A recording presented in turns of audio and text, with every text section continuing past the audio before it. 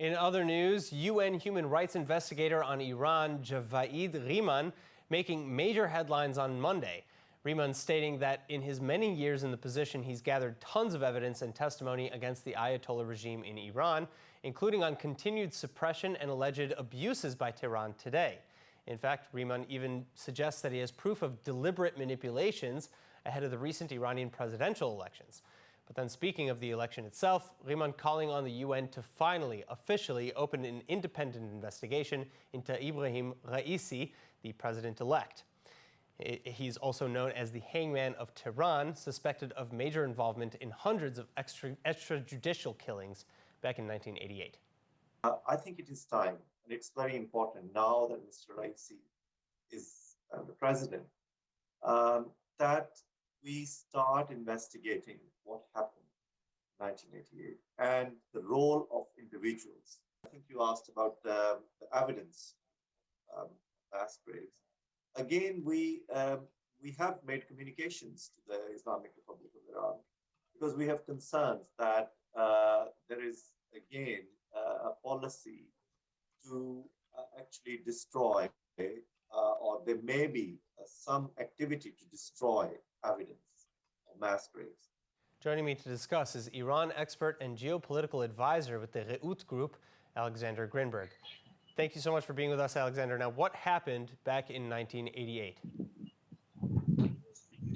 Hi, nice to meet you. Thank you for having me. What happened in '88? It was a mass execution of thousands of political prisoners upon the order of the founder of the Islamic Republic of Iran, Ayatollah Khomeini.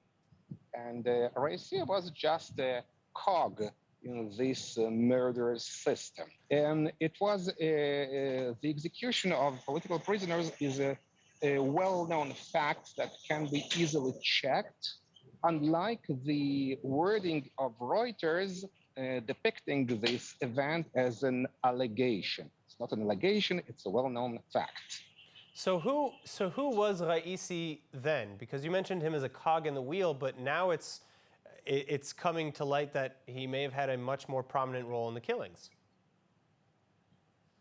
I wouldn't put otherwise. He was a head of judiciary, was an attorney general or an equivalent post in Iran. Today he's a president, but the president in Iran in general does not wield real power. It means that the supreme guide, Ali Khamenei, remains the ultimate decision maker and policy maker. It will be Khamenei that will take ultimate decision whether to continue nuclear negotiations with the US or not. And Raisi has nothing to do with that because president in Iran is only a head of the executive power. He carries out the policy approved by the leader and nothing more. Now, however, the whole issue, in my humble opinion, is that the removal of the issue of lifting the sanctions from Raisi and the leader can become a serious obstacle for the continuation of the nuclear talks with the US, because the US is ready to lift all the sanctions imposed by the Trump administration, whereas the ultimate Iranian demand is the removal of all the sanctions, including the sanctions on the Supreme Leader and Raisi. But the Biden administration, I think, cannot remove the sanctions from the killer of Tehran, even though they're symbolic, without an exorbitant price tag, politically. So now let's assume that an investigation actually happens and it finds Raisi or even much of Tehran guilty. What then? What punishments could be levied? Would any what recourse, if any, could be offered to the survivors and to victims' families?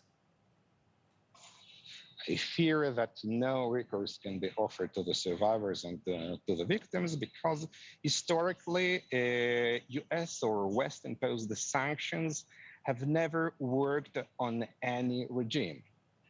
All the issue here is symbolic measures. that are important. But all of that, I repeat, that all of that has to do with the core issue of nuclear negotiations. All right, Alexander Grinberg, thank you so much for sharing all these details with us. Thank you.